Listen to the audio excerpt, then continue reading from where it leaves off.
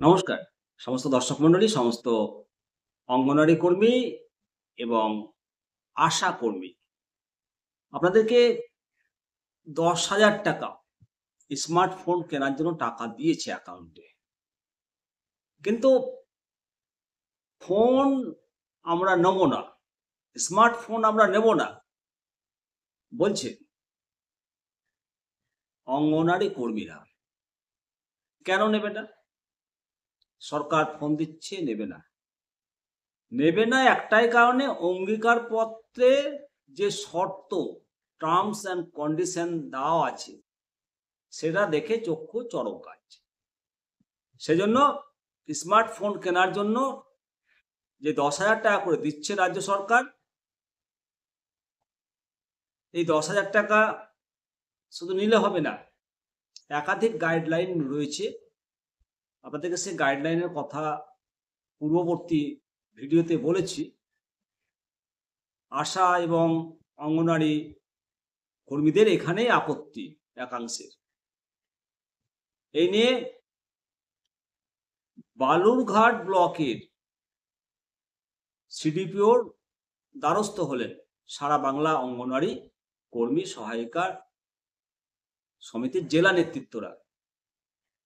শুধু বালুরঘাট না, সমস্ত জেলাতেই হবে এবং সমস্ত ব্লকেই এই প্রতিবাদ হবে বলে জানতে পারা যাচ্ছে।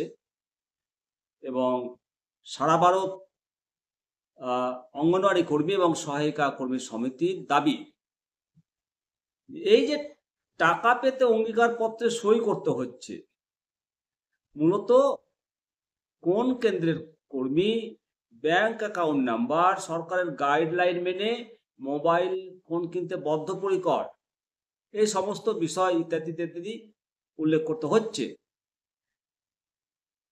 রাজ্য মোবাইল ফোন দিচ্ছে, কিন্তু একাধিক শর্ত দেওয়া হয়েছে। সব থেকে বড় শর্ত যে এই মোবাইল ফোনটা যদি হারিয়ে যায় বা চুরি হয়ে যায় বা ভেঙে যায়, তাহলে সেই অঙ্গনওয়াড়ি কর্মী বা আশা কর্মীকে তার ক্ষতিপূরণ বাবদ টাকা তার বেতন থেকে কেটে নেবে। ওই ফোন ব্যবহারকালীন সময়ে স্মার্টফোন এবং সঙ্গে থাকা জিনিস যদি আশা বা অঙ্গনওয়াড়ি কর্মীদের গাফিলতির কারণে হারিয়ে যায়, তাহলে তার উপযুক্ত ক্ষতিপূরণ অর্থাৎ ঊর্ধ্বতন কর্তৃপক্ষ যেটা স্থির করবেন, সেটা ওই আশা কর্মীটাকে বা অঙ্গনওয়াড়ি কর্মীটাকে দিতে বাধ্য থাকতে হবে। ১০,০০০ টাকায় বর্তমান বাজারে স্মার্টফোন হয় না। সেজন্যই এই আশা দিদিরা, অঙ্গনওয়াড়ি দিদিরা নেবে না। তারা বলছে এই ফোন আমরা নেব না, ফোনের টাকা। এবং তাদের কথায় যে গাইডলাইনে আমাদের কোনো সমস্যা নেই, সরকারের তো গাইডলাইন থাকবেই, কিন্তু এখানে যা লেখা আছে সমস্ত গাইডলাইনই মেনে চলবো, কিন্তু এও লেখা আছে যে এই গাইডলাইনের কোনো কিছু লঙ্ঘন হলে আমাদের বিরুদ্ধে আইনানুগ ব্যবস্থা নেওয়া হবে।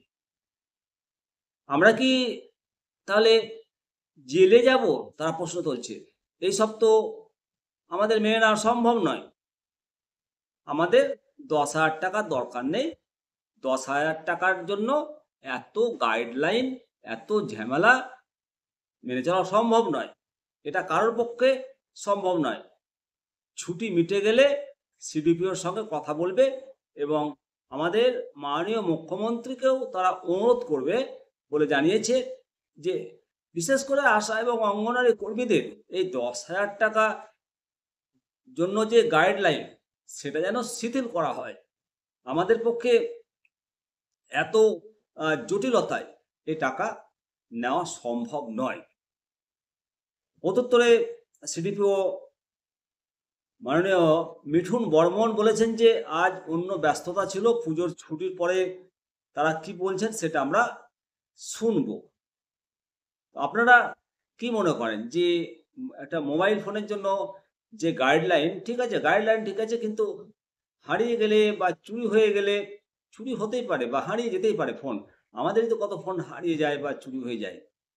তার ড্যামারেজ এখানেই প্রশ্ন যে ফোনটার যে রক্ষণাবেক্ষণের ব্যাপার বা ১০,০০০ টাকায় যে ফোনের মানে ক্রাইটেরিয়া বলা হয়েছে, সেটা আপনারা নিশ্চয়ই জেনেছেন, সে সম্পর্কে আর বলছি না। সেই ১০,০০০ টাকায় সেই মানের কি ফোন হবে? হলে অবশ্যই কমেন্ট করে জানাবেন। আমার তো মানে মানে মনে হচ্ছে যে ১০,০০০ টাকায় একটা সাধারণ হবে। পাতি ফোনগুলো হবে। ভালো ফোন হবে না। আর যে ক্রাইটেরিয়াটা বলেছে সেই মানের ফোন পাওয়া মুশকিল।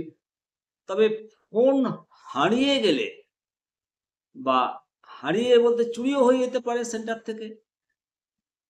তার ড্যামারেজ কেন দিতে হবে?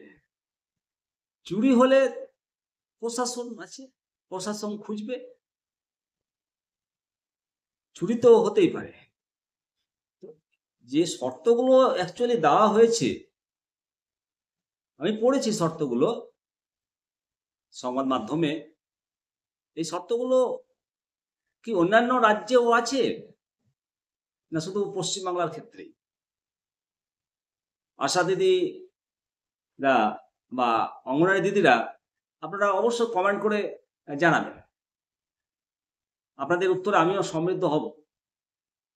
কারণ আপনাদের এই ফোনের ব্যাপার নিয়ে আমি একাধিক প্রতিবেদন করেছি এবং আশা অঙ্গনওয়াড়ি দিদি ভাইদের সঙ্গে এটা তো প্রাণের স্পন্দন প্রত্যেকেরই নিবিড় যোগাযোগ রয়েছে।